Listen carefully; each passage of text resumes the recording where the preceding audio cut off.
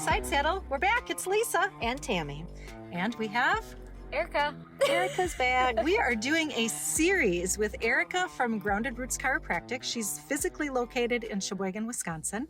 And she's with us for this series is the second time that you've been on. You were actually on with us a couple of years ago already. When we were talking about women's health and very holistically how chiropractic and the nervous system help support women's health. But this time we're talking more specifically about the ebook that you have put out. What's the name of it? It is Hormone Health and the Endocrine System. Woo! That's a mouthful. It is. And let me tell you, it has been through the time that we've been talking with you about it, my mind is blown. Just generally speaking, how, first of all, how beautiful our bodies are and how entirely complicated it really is. Like it is not, there is no short and sweet answer to this. It is one thing connects to another thing, connects to another thing, connects to, 56 things down the line. And we don't necessarily know all of those things. Correct. We know the end result, right? And as we're talking about it, men, of course, have, all of these things and their complexities as well. But we're selfish about it, and we're talking about women's health. Right. For right? sure. So how does the endocrine system support hormone health for women? Absolutely. So your endocrine system is all of these little parts that are actually creating and balancing our hormones. So it's your hypothalamus, your pituitary gland, your thyroid, your adrenals, your ovaries. So all of this has to basically send signals to each part of that to tell our estrogen to rise or decrease or progesterone to increase at a certain point, basically for our bodies to do what they're supposed to do every single day. Yeah. So our endocrine system is extremely important, but I can't mention the endocrine system without talking about your nervous system, because your nervous system, your brain and spinal cord is actually what's going to be signaling your endocrine system to start to work. So if your nervous system is overstressed or out of regulation, your endocrine system is going to be too. Yeah. So ultimately that nervous system has to be balanced, but we're talking a little bit about how we can support your endocrine system when you're seeing the nervous system based chiropractor and you're doing all the good things, but these are just extra things that you can be doing. Absolutely. To help support yourself, Yep, right? To absolutely. allow yourself to be performing at capacity, really. 100%. Right? Yeah. Yeah, that's awesome. So we've been talking about just understanding the cycle from a menstrual perspective and women's health. So if you hadn't heard that already, please go back and listen to that episode, because that really is a precursor to what we're going to be talking about in this episode of the series, 100%. which is birth control. Yep. For, the majority of childbearing life as a woman. That is a concern for many people, is being able to manage that, whether you want to get pregnant or you do not want to get pregnant. That's a real thing every day for a woman to keep in mind. 100%. Yeah. And I think in our society, most of our society is okay, what can I do quick so I don't have to think about it? It's what's that quick, easy pill or that quick, easy exercise to do to get the result I want? Yes. So when we talk about the female cycle, and like Lisa said, listening to the previous podcast is going to be extremely important, because when I touch about birth control and how maybe we shouldn't be doing it, it really if we really just support our cycles, a lot of those symptoms that you're going to be having during your menstrual cycle aren't going to be nearly as bad as what you may be experiencing if you just supported your cycle and had a regulated nervous system and your endocrine system was working right and we're eating the correct foods and we're doing the correct things. And that you understand it. Yes. Right. 100%. Even before all of those things, to understand your body and the process that it goes through on a monthly basis. Yeah. Mm-hmm. Yeah. So a big reason I'm extremely passionate about talking about this is because my practice is primarily women in their 20s or 30s trying to get pregnant. And the amount of women I have seen in my office who are struggling with infertility right now truly, truly breaks my It's heart. heartbreaking. Mhm. Yeah. I feel like that number is on the rise. It is. And it's because, okay, so I'm just turned 30 in December, this past December. We're getting ready to start a family, but you want to know what? I was on birth control when I was in high school Right. through my 4 years of undergrad. It wasn't until I actually knew what birth control was doing to my body that I was like, get that out of me and let's detox from that. Because Right. it was just one of those things where it was like, okay, I can take this every single morning. I don't have to think about my cycle. I don't have to think about how my hormones are shifting. I can just keep running really hard, because who wants to be competing collegiately with their period? Right. Little did I know, if I would have just supported my cycle, I would have probably actually been a better athlete, if I'm being honest with you. Yeah. But I took that pill trying to cover something up. Trying to cover up the Oh, way yeah. your body is Was designed to intentionally work, designed right. to Yeah. work. Right. We do it out of convenience. We do, right? 100%. It's easier to just take that pill every day, and it eliminates a whole lot of things. Having to track, having to sync your cycle, worrying about pregnancy, Yeah. Right. right? Right. And it allows for society to not educate young women about their bodies. Take this, it'll be fine. Just don't forget to take the pill. Mhm. Yep, Right. correct. And that's all they tell you, though. Correct. They don't tell you It is. what it's actually doing to your body. Correct. So I'm gonna sorry. So my youngest daughter, she is 18 and she has recently chosen to start taking birth control. It's frustrating as a mother because I know that the birth control pill is not a good option for her physically, right? But she's like, well, all right, Mom. Well, I have a boyfriend. We are, active Mhm. and, we've been together for some time. It's silly to imagine that, she's not going to be sexually active. She is. She's Yeah. 18 and that's part of It's it. part of being human. Right. She's like, what better choices are there? Well, as a young woman who also doesn't know about cycle, Cycle syncing syncing, and cycle tracking. and and- understanding. And, she is like, listen, it's an IUD and I did research on that and that seems really scary to me. So I'm just going to take this pill. And she did. She started taking the pill. I'm all about, these are your decisions. You're an adult. I disagree with you. And these are the reasons why. But Again, again, your decision. it is your decision. I Mhm. certainly don't want you to have an unexpected pregnancy either, right? I don't Mhm. have good options like, don't do that, do this. This is so much better. Right. I don't have good options if you're looking at easy birth control. And she was on it for, I think, 3 months. During the first 2 months she spotted, they told her she was going to spot. Mhm. Okay. The third month she started bleeding, hardcore. And I said, well, did you look at any of the side effects? And she gave me the name of it. And I did a little bit of searching and I started sending her information, screenshots of the side effects, screenshots of people's reactions, right? Not just the side effects that the drug company says, but physical, real life yes, experience. right. Mhm. Those respondents. And I started sending it to her. I'm like, have you experienced this? Have you? Yes, I have. Yes, I have. All of a sudden I'm like, you need to stop taking the pill. I'm like, you've had your period for 2 weeks, right? You need to stop taking the pill. Then the next day she sends me pictures of the insides of her arms by her elbows and she's Oh, like full no. rash. I'm like, well, was that one of the side effects? And she's like, yeah, it is. I'm like, it's going to take a little bit to get out of your system, Mhm. but Yeah. you need to stop But you taking have the to pill. stop. And she, at that point, said to me, she's like, I wish I would have done more research. Mhm. Yeah.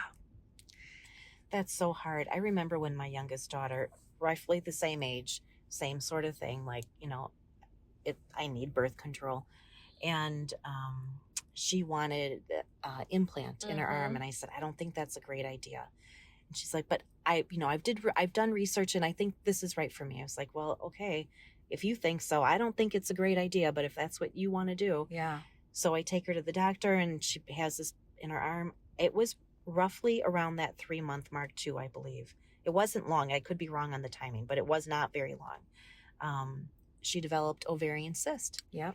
So I take her back to the doctor, and by this point, she's like, I just want it out.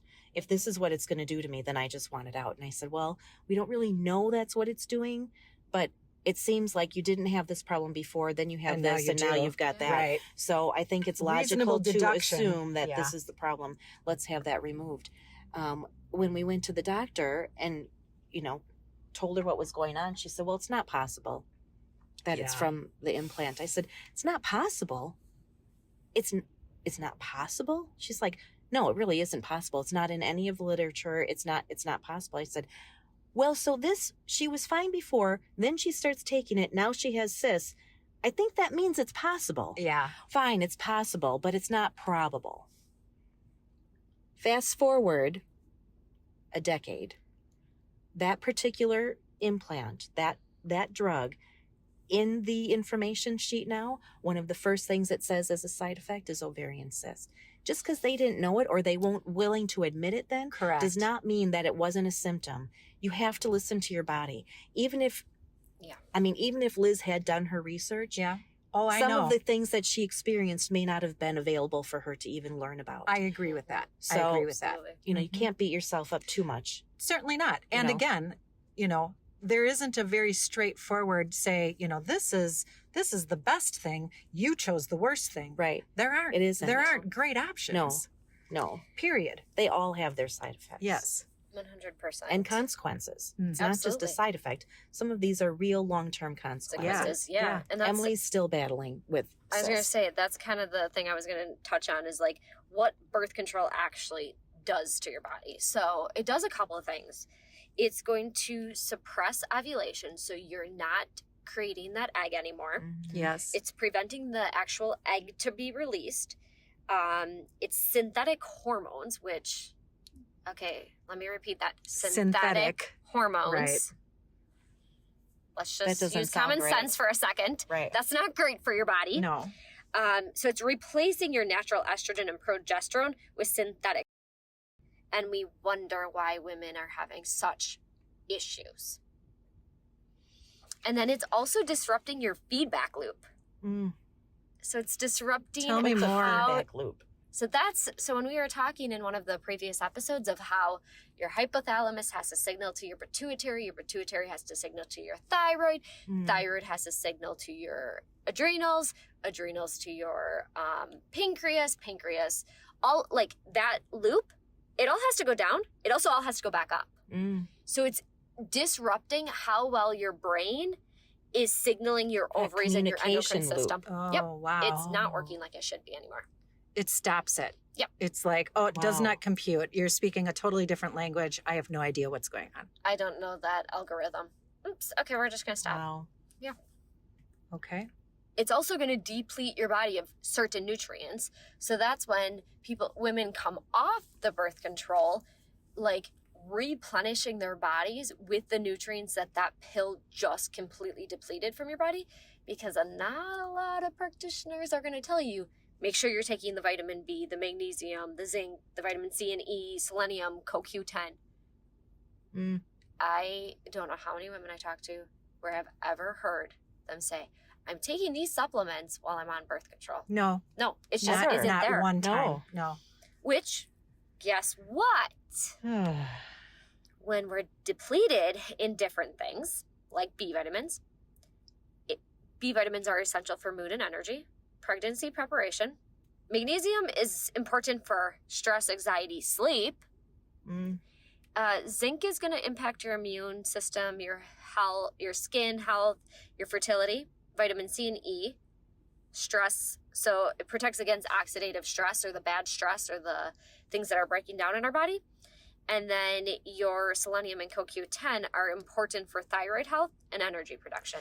So I'm sorry. Yeah. So interestingly enough, many of the side effects of birth control, like as you're talking about Yep. anxiety and skin issues and fatigue and headaches and things and weight gain and things like Mhm. that, Yeah. They may very well be, I'm not saying it is, but it may very well be from the lack of nutrients that the pill has depleted. Could be, yeah. As opposed to Maybe. I'm just putting things together. Yeah, because in the episode before this, we talk about cycle syncing. All of the nutrients that I just listed are ones that we should be taking during certain phases of our cycle to support our energy, our mood, our immune system, our oxidative stress, thyroid, all of that. Mm-hmm. So yes. So like we're taking this pill to try to minimize all of these symptoms, but this pill now just depleted our body of these nutrients. Takes out worse. It makes it worse. Yeah. It puts Yeah. us in the negative So as opposed to putting us at zero. right. Mhm. So that would be some of the consequences. Yeah. 100%. That long-term consequences, right? Oh, there's more long-term consequences. Well, of course there are, but those are some of the like very immediate, very tangible ones, right? Yes. It is- Short term. They're short Those term. are short term. Yes. Yeah. Right. Long-term things are like gut health disruption. So like long-term birth control can alter your gut microbiome and impact digestion and hormone health. Increased inflammation. How many women do you know that have a high amount of inflammation? Everything hurts. Nothing's working correctly. Mm-hmm. Bloating, headaches, mood issues. That's Mm. inflammation. Mental health, anxiety, depression, mood swings. Mm-hmm. Estrogen dominance. So upon stopping birth control, a lot of the times what is going to happen is your body's going to be in an estrogen dominant, which means you can't restore that balance as well as you should be able to. So I still don't understand it. Too much estrogen? Yeah, Mhm. because we just loaded our body up with synthetic hormones. So our estrogen. So we can't get rid of them, Yep. and now our body's producing it again, so it's double whammy. Yep. Correct. Thanks. Our liver's working way too Oh hard. yeah. Processing all that synthetic stuff, Yeah. right? Correct. So liver burden, it can't detoxify from the synthetic. Mm. So basically, then it's affecting, and that's why we have the estrogen dominance. Got it. Does that make sense? Yes, it Yeah. does, because I can't get rid of it now. We Right. have double, and I can't. My processing area can't Mhm. actually function correctly to remove it. Well, also, so you were given all of these hormones Mhm. in air quotes, right? So like you had a lot of it. And then suddenly you have none because that doesn't stay like once you stop taking that pill, everything drops out, right? It's almost like after you have a baby and your hormones drop out. Mhm. So now your body is trying to replenish because it doesn't, I mean, they're not gone. Like your liver is still trying to process them, but it's not where it was. Right. So your body is like, oh my gosh, we have to get back up there. So it floods. Here's a lot of estrogen. So we Right. can be back at that point where we used to be.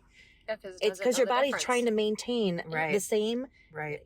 what is it called? Homeostasis, right? Yes. All of the time. And now you just removed something that you were giving it. Now you removed it. And your body has to push really hard to get back up to that level where it was at. Right. So Meanwhile, it's all dumped in your liver because it can't get rid of it. correct. Yeah. Correct. And then the other one that like I don't think we think about enough, because typically when we're starting to take birth control, it's really at those critical years where we're supposed to be building bone density and bone mass. I was going to ask you about that earlier. Yeah. So long-term birth control That's can another affect consequence. our bone density. So as women are like conditioned to expect that osteoporosis Porosis is and going to osteopenia, be all a of those thing things. Yeah. as you age, like that is But now we maybe just a direct cascade consequence. Right. We set ourselves up up Right. because for now that we just- eventuality. Yep. Right. because our hormones weren't working like they were supposed to. We synthetically put something in to alter how our body was working. Right. Which deteriorates bone health.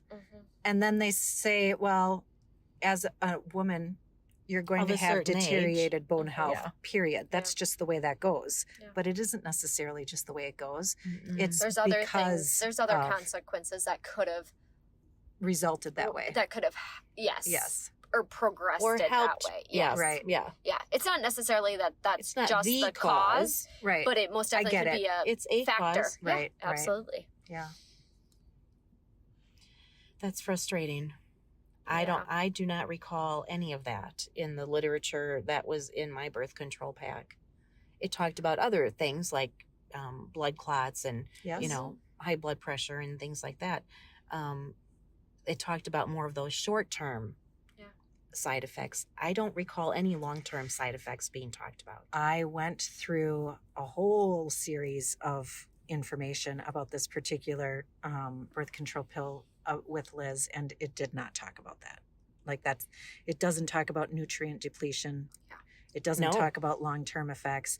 It's like you could feel dizzy. You could have headaches. Right. You can be anxious. Spotting. Yes. Mm-hmm. Right.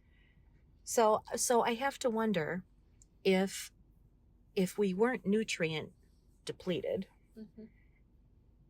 if we would, perhaps we wouldn't get to that point where we are now having bone loss problems at an exponential rate, essentially, right?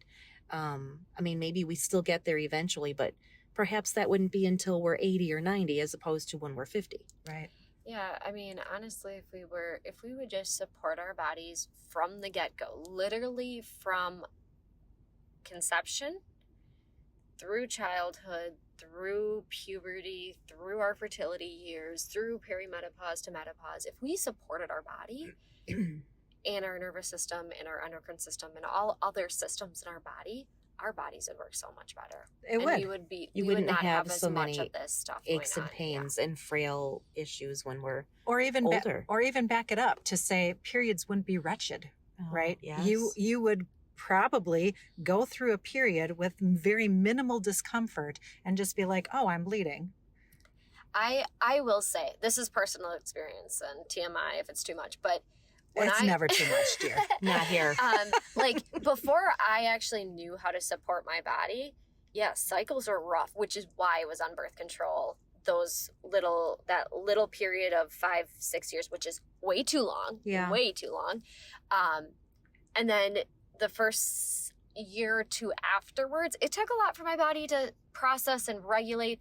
But once I really started changing how I was working out, what type of things I was prioritizing as far as exercise goes, sleep goes, the nutrients, I don't even blink an eye anymore. It is Really? what it is. It is. Oh, I wow. don't get cramps. My menstrual part is easy. It's not a big deal. I don't get headaches. I have the energy. I just support my body. It literally is just such a natural thing. That is exactly what I'm referring to. So, you are in childbearing years, right? Yeah. So as you move into perimenopause, you're not probably going to get all of the crazy ass symptoms and the kitchen sink that, when you research perimenopause, they talk about because you're supporting your body. Correct. And then when you go into menopause, you're probably not going to have the series of a whole host of other things along with all of the junk from perimenopause that the majority of us deal with and suffer with because you worked with your body as opposed to ignoring and not ignoring it, but not just understanding it. Yeah. Right. Yeah, not understanding how to support it in order to support it. That's really interesting. I heard you say it took a year or two. It took a long time. I can remember when I was planning to have a second baby and I went to the doctor like you do, make sure everything is working right, went off of birth control. And my doctor said, you really just need 2 cycles and then you should be able to get pregnant. Yeah. And now, I'm hearing, so I mean, it was, I don't know, I think I had 2 cycles and then I was pregnant. So that was true, but my postpartum was so horrible. Mm-hmm. And I don't think it had to be as bad as it was. Yeah. Giving your body that time to recover. That's what I'm getting at. I don't know the exact timeline of you were on birth control for this long, so it takes this long for your body to re-regulate completely. What I do know and what I do talk about in the book is when we look at female health, one of the top indicators is menstrual cycle. It should be a top indicator of female health. It drives us every month. Yeah, for sure. Correct. Right. It drives us every day. Right. Yeah. So looking at that whole cycle, and we really should look at 3 months to get a full picture of how somebody's body is actually working. Wow. Yeah. Because the stress this month might have been something that happened 3 months before. That's the biggest piece. That's why 90 days is so important. So let's say you get a really bad menstrual cycle this month, or your cycle's late and you're having a lot of cramping or something like that. But 3 months before that, let's say you lost a loved one. Yeah. That stress is now impacting that current cycle. That's why we have to look at more than just 1 month. I see. To really understand how the body's working. So there's a little bit of a delay. It's not an immediate, this stressful thing happened and... Because your body is, like we talked about in a different episode here, is like your body has to get through that situation, whatever it may be. So that stress may not show up until later. Wow. One of my favorite books is The Body Keeps the Score. Like our body keeps the score of whatever chemical stress we added, physical stress, emotional stress. It keeps the score. It's going to show up at some point in your body. Menstrual cycle's no different. Yikes. Right. Thank you. Thank you. Wow. I know that you did a little disclaimer in one of the last episodes. Yes. So I'm going to make space for that. Yes. Let me go ahead and make that. So once again, this is not medical advice. This is just personal research, personal education. So this is not end all be all. If you're going to start some of these things or are wanting to get off your birth control, these are discussions. This is literally to spark those discussions to have with your OB or your healthcare provider. I'm not telling you to go off it. I can't tell you that. I can't tell you to go on it. None of that. These are just discussions about what are some possible things that you should be looking for and asking about. Yes, that. For sure. Educate yourself. Yes. Right. This is just education.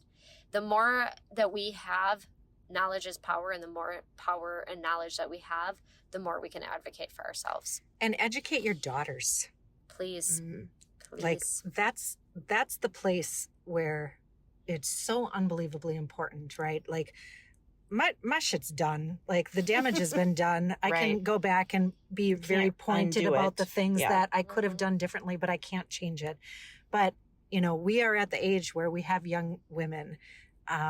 And regardless of if they're 30 or 25 or 18 or 16, because let's be realistic about this, or 13 because their period is terrible when they just start getting their period and the first thing you do is put them on birth control.